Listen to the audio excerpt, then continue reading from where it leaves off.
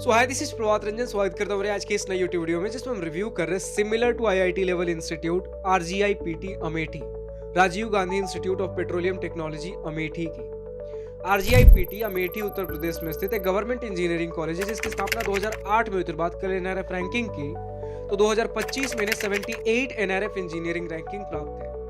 आज के इस वीडियो में placements, admission process, cut off, fee structure, college and hostel life के साथ और बहुत सी चीजें कवर करेंगे।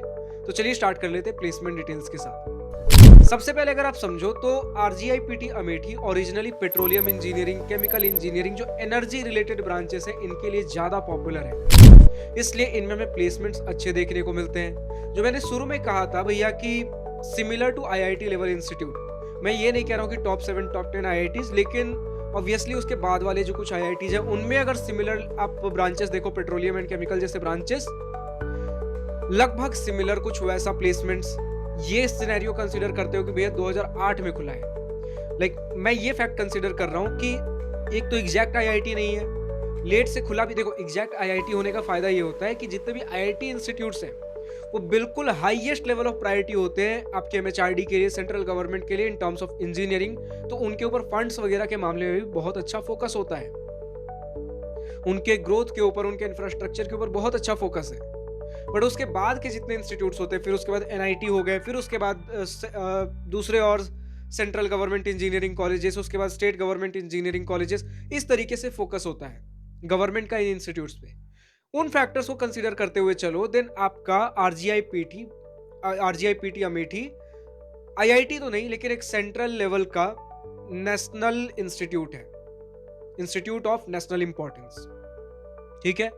और वो अगर देखो फिर 2008 में नया नया खुला है, जिस तरीके के ब्रांचेस ऑफर कर रहा है, पेट्रोलियम एंड केमिकल जैसे जो कोर ब्रांचेस इसके लिए खुला था, उस हिसाब से प्लेसमेंट्स इनमें बढ़िया है। कैसे प्लेसमेंट्स अभी हम डिस्कस करेंगे, ठीक है। और ऊपर से जिस तरीके से आईआईटी में जेई एडवांस मोड से एडमिशन होता है, उसी प्रकार आरजीआईपीटी अमेठी में भी जेई एडवांस के माध्यम से ही एडमिशन होता है। एक जेई मेन का तरीका भी है जो हम मोड ऑफ एडमिशन में डिस्कस करेंगे एडमिशन प्रोसेस वाले सेक्शन में, लेकिन फिलहाल ये समझिए कि मेनली मैंने बोला कि energy related sector, petroleum and chemical engineering जैसे ब्रांचेस के लिए ज्यादा पॉपुलर है।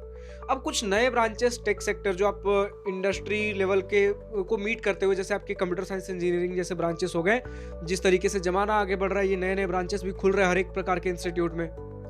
तो इसी तरीके से इस इंस्टीट्यूट में भी कंप्यूटर साइंस इंजीनियरिंग का ब्रांच खुला, लेकिन अभी इन पे पकड़ नहीं है उतना, जिसकी वजह से जो रिसेंट ईयर्स में प्लेसमेंट हुए कंप्यूटर साइंस के अंदर वो उतने ल्यूक्रेटिव नहीं है। कभी 10 एलपीए का एवरेज, कभी 11 एलपीए का एवरेज पैकेज, तो ये तो ठीक है, स्टूडेंट्स इसके साथ एडजस्ट कर रहे हैं, लेकिन मैक्सिमम जो स्टूडेंट्स ले रहे हैं off campus package, 50% on campus, 50% off campus computer science engineering के अंदर। बट अभी 2025 का जो ऑनगोइंग डेटा इंस्टीट्यूट ने शेयर किया है, इसमें कुछ अच्छी चीजें आपके पास जानने के लिए। जैसे आप एवरेज पैकेज देखो, केमिकल इंजीनियरिंग का एवरेज पैकेज 18.44 एलपीए बताया गया है। कंपनीज कौन सी है भैया केमिकल के अंदर? हिंदुस्तान पेट्रोलियम आई, गेल आई, Indian Oil Corporation, Oil India Limited, maximum आपके पीएसयूज भरे पड़े हैं। इसके बाद अगर आप देखो पेट्रोलियम इंजीनियरिंग में 9 एलपीए का एवरेज पैकेज, इसमें भी आपके मिक्सचर ऑफ आपके और थोड़े ज्यादा कंपनीज थे, जिसकी वजह से हो सकता है भैया कोई कंपनी थोड़ी कम ऑफर की हो तो एवरेज थोड़ा कम हो गया। वरना देखो हिंदुस्तान ऑयल इंडिया लिमिटेड, इसमें भी है आपका।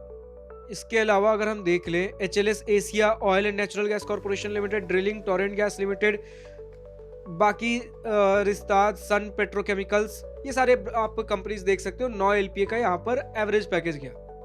कंप्यूटर साइंस इंजीनियरिंग में इस बार हमें अच्छा देखने को मिला है 2025 वाले बैच के लिए, वरना ऑफिशियल डेटा 2024 का क्या था? 2024 में आपका average package computer science engineering में 8.15 एलपीए था, वहीं 2025 में जो हमें दिख रहा है 17.38 एलपीए। इसके बाद अगर आप बढ़ो भैया, इंफॉर्मेशन टेक्नोलॉजी में 10 एलपीए, इलेक्ट्रॉनिक्स इंजीनियरिंग में 7.5 एलपीए, मैथमेटिक्स एंड कंप्यूटिंग में 14.62 एलपीए।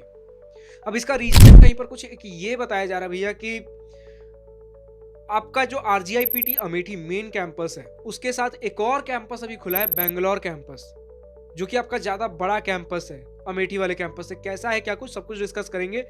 बट जो मैक्सिमम आपके पुराने कोर्सेज चल रहे थे अभी भी अमेठी वाले कैंपस में, लेकिन बेंगलोर एक आईटी हब है, तो जो टेक वाले कोर्सेज है धीरे धीरे ट्राई किया जा रहा है कि वो बेंगलोर कैंपस में शिफ्ट किए जाएं। तो 3 साल तक अभी वाला जो बैच है 3 साल तक आपके अमेठी कैंपस में कंप्यूटर साइंस की पढ़ाई हुई बीटेक सीएसई।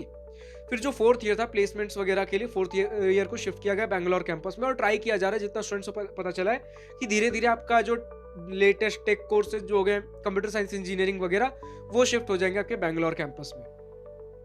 तो फिलहाल अगर अब हम बात कर ले प्लेसमेंट परसेंटेज की भैया, तो जो एनआरएफ डेटा हमें मिला है 2025 का एनआरएफ डेटा सबमिट किया है आपके इंस्टीट्यूट ने एनआरएफ के पास, उसमें 2024 तक का एनआरएफ डेटा हमें मिलता है। उसके हिसाब से 2024 का प्लेसमेंट परसेंटेज आपका कहीं ना कहीं 50 टू 55% के बीच में रहा है। जैसे अगर मैं डेटा आपके साथ शेयर करूं तो 2024 पासिंग आउट बैच में 157 स्टूडेंट्स थे, 82 स्टूडेंट्स को प्लेसमेंट मिला, तो रफली 52% बनता है, तो 50 से 55% का प्लेसमेंट परसेंटेज। और 75 स्टूडेंट्स ने हायर स्टडीज के लिए परस्यू किया। तो अब अगर आप देखो 82 स्टूडेंट्स जिनको प्लेसमेंट मिला, 75 स्टूडेंट्स जो हायर स्टडीज के लिए परस्यू किए, इन दो डेटा का समेशन करते हो ये बनता है आपका 157। यानी कि कोई भी ऐसा एक स्टूडेंट भी ब्लैंक नहीं है कि मतलब भैया बीटेक यहां से करने के बाद ब्लैंक बैठे हो, या तो हायर स्टडीज या प्लेसमेंट कुछ ना कुछ कर रहे हैं। ठीक है, तो अब अगर हम बात कर ले कि एडमिशन प्रोसेस क्या है। एडमिशन प्रोसेस का सिनेरियो कुछ ऐसा है कि सबसे पहले आप जेईई एडवांस का एग्जाम दोगे। अब जेईई एडवांस दिए हो तो उसके पहले जेईई मेन भी दिए ही होगे, तो आपके पास जेईई मेन का रैंक और जेईई एडवांस का रैंक दोनों है। अब इंस्टीट्यूट लेवल काउंसलिंग होगी आरजीआईपीटी अमेठी की, तो इनका वेबसाइट विजिट करते रह सकते हो एंड जब आपका काउंसलिंग के लिए प्रोसेस चालू हो आप अप्लाई कर सकते हो। तो सबसे पहले तो जेईई एडवांस का रैंक कंसिडर होता है। जेईई एडवांस के रैंक से जितने स्टूडेंट्स को मिलना हो मिलेगा, और फिर उसके बाद अगर कुछ सीट्स बच जाते हैं तो जेईई मेन के रैंक को भी कंसिडर किया जाता है। ठीक है, कट ऑफ के बारे में बात कर ले। देन आपके सामने आरजीआईपीटी अमेठी 2025 ईयर 2025 के काउंसलिंग कट ऑफ के डिटेल्स लगे हुए फॉर जनरल कैंडिडेट्स जिनके पास किसी भी प्रकार का रिजर्वेशन बेनिफिट नहीं है। और राउंड 1 का डेटा है, 2 राउंड हुए थे, round 1 and round 2 JEE advance के लिए। अब राउंड 2 में हमारे पास सीएससी का डेटा नहीं था, वो ब्लैंक था, तो राउंड 1 का हम डेटा कंसिडर करके चलते हैं। राउंड 2 में थोड़ा बहुत इंप्रूवमेंट हुआ है। तो राउंड 1 में जैसे पकड़ो तो कंप्यूटर साइंस इंजीनियरिंग क्लोज होता 14,179, 14,179 रैंक। अच्छा भैया, कुछ मेन ब्रांचेस जो हमारे केमिकल इंजीनियरिंग इधर बहुत इंपॉर्टेंट है, वो क्लोज हुआ था 25,715, लगभग 25,500 मान के चल सकते हो। और पेट्रोलियम इंजीनियरिंग 23,036 रैंक पर। राउंड 2 में केमिकल आपका क्लोज हुआ था 28,136 और पेट्रोलियम 24,989, लगभग 25,000 मान के चल सकते हो। इसके बाद जेईई मेन के कट ऑफ डिटेल्स हमारे पास नहीं है, लेकिन यही है कि जो बचे हुए सीट्स होते हैं उस पे जेईई मेन है, तो जेईई मेन का कुछ डिटेल फ्लक्चुएट भी हो सकता है। हम जेईई एडवांस के साथ अभी चलते हैं। अब अगर आपको हर ईयर हर राउंड हर कैटेगरी कट ऑफ चाहिए देन आप कॉलेज प्रवेश की वेबसाइट पर विजिट कर सकते हो। अब हम बढ़े अगर फीस स्ट्रक्चर की तरफ, देना आपके सामने इंस्टीट्यूट ट्यूशन हॉस्टल मेस फी का स्क्रीनशॉट लगा हुआ है। इन टोटल 4 साल का बीटेक फी आपका पढ़ाई लिखाई रहना खाना सब कुछ मिलाकर 12.5 लाख से 13 लाख के बीच में लगने वाला है। इसके अलावा जो भी आपके SC/ST कैंडिडेट्स हैं देन उनके लिए रिलैक्सेशन है। SC/ST PWD के लिए 25% ट्यूशन फी वेवियर रहता है। ट्यूशन फी जो कि आपका पर सेमेस्टर 1 लाख रुपए है, तो वो 25% माफ रहेगा, यानी कि हर सेमेस्टर 25,000, तो हर साल आपका 50,000 हो गया, तो 4 साल के अंदर 2 लाख रुपए आपका छूट जाएगा, माफ रहेगा। फाइनली हम पहुंचते अपने कॉलेज एंड हॉस्टल लाइफ की सेक्शन पे, जिसका स्टूडेंट्स को सबसे बेसब्री से इंतजार होता है भैया institute, campus, infrastructure, environment, surroundings कैसे हैं। तो इतना समझिए कि अभी आरजीआईपीटी अमेठी के 3 कैंपसेज हैं। सबसे पहला कैंपस जो इनका मेन कैंपस है जेस अमेठी में है। ठीक है, ये आपका 47 एकर्स का है, सबसे पुराना कैंपस।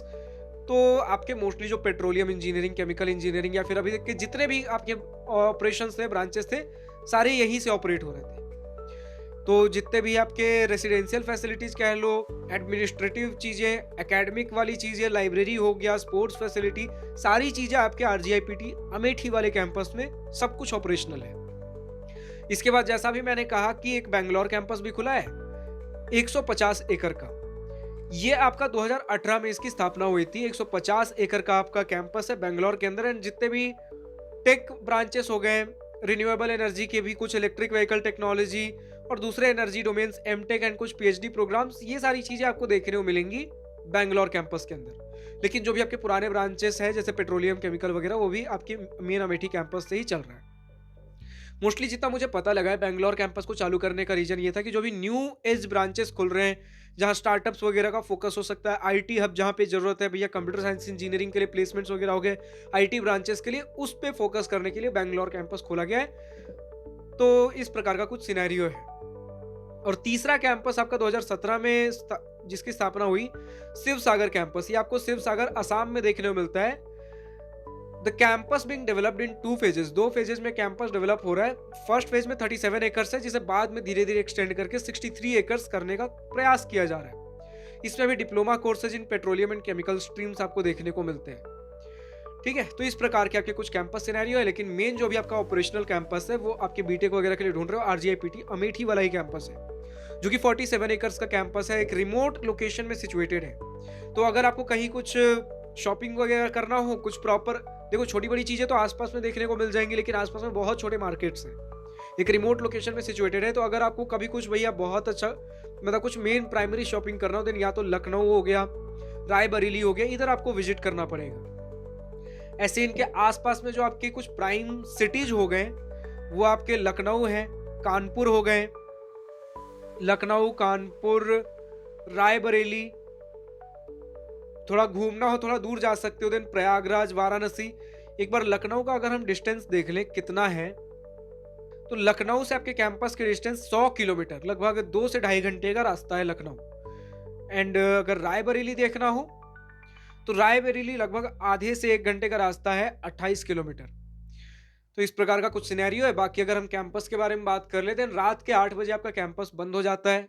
8 बजे से पहले पहले आपको कैंपस के अंदर आ जाना है।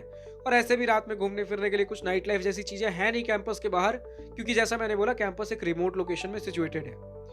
तो रात के 8 बजे कैंपस के अंदर आ गए। फिर कैंपस के अंदर जितने रात तक जब आपको जैसे घूमना हो घूम सकते हो। हॉस्टल की कोई इन टाइम आउट टाइम नहीं है, जब तक आपको कैंपस के अंदर घूमना हो घूम सकते हो। बट गर्ल्स के लिए स्पेशली फॉर फर्स्ट ईयर बताया गया है कि रात के 12 बजे या मिडनाइट का ऐसा कुछ टाइम है, उसके बाद अगर आपको बाहर रहना है, कुछ रिटर्न एप्लीकेशन या कुछ एंट्री वगैरह आपको करना पड़ेगा। ठीक है, तो उतने ज्यादा रेस्ट्रिक्शंस वगैरह नहीं है हॉस्टल से बाहर अगर जाना हो, लेकिन कैंपस के बाहर जाना हो आपको 8 बजे से पहले पहले लौटना पड़ेगा रात के। और उसमें भी बोला गया कि भैया फर्स्ट ईयर के लिए, कुछ फ्रेशर्स के लिए अगर आपको कभी भी गेट से बाहर जाना हो, मेन कैंपस गेट से बाहर, आपको कुछ गेट पास वगैरह लेकर जाना पड़ता है। तो वो एक स्टूडेंट्स को थोड़ा एक्स्ट्रा स्टेप लगता है। और इसके अलावा अगर हम बात कर लेते हैं, बहुत ज़्यादा चीज़ें खाने पीने की कैंपस के बाहर नहीं है, लेकिन जब हम बात करें खाने पीने की, स्टूडेंट्स को यहाँ का मेस फैसिलिटी बहुत पसंद आया है। कुछ स्टूडेंट्स का कहना है भैया कि हाँ कभी अच्छा बन जाता है, कभी थोड़ा बिलो एवरेज रहता है, लेकिन मैक्सिमम स्टूडेंट्स ने बोला है कि कंपेयर करें एक हॉस्टल काइंड ऑफ फूड से, देन बहुत बढ़िया हमें खाना देखने को मिलता है। तो खाने के टर्म्स में कोई शिकायत नहीं। इंफ्रास्ट्रक्चर के टर्म में आपको टॉप नॉच चीजें देखने को मिलने वाली, जैसा मैंने कहा था कि सिमिलर टू आईआईटी लेवल, तो इंफ्रास्ट्रक्चर के ऊपर भी उसी तेजी से काम किया गया है। जब इनका इंफ्रास्ट्रक्चर देखोगे, एकेडमिक बिल्डिंग, एडमिनिस्ट्रेटिव बिल्डिंग, वो आपको चीजें दिखेंगी। हॉस्टल के टर्म्स में एक रूम में 2 लोग रहोगे। ठीक है, जितना मुझे डेटा मिला है, डबल सीटर रूम्स आपको देखने को मिलते हैं। एंड वो रूम्स भी स्पेसियस है, ऐसा नहीं कि कंजस्टेड है। हर फ्लोर पे आपको 2 वॉशिंग मशीन, कुछ वाटर कूलर्स देखने को मिल जाते हैं। फैसिलिटीज के टर्म्स में कोई कमी नहीं है।